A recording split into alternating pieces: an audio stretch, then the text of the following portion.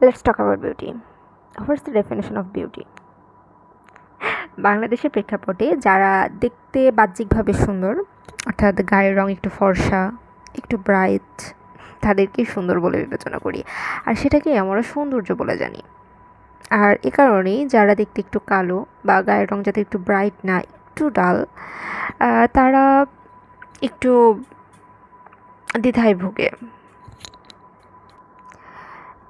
তাদের মধ্যে চরম পরিমাণ ইনসিকিউরিটিস কাজ করে। কিন্তু আসলে কি সৌন্দর্যের মানে এটাই?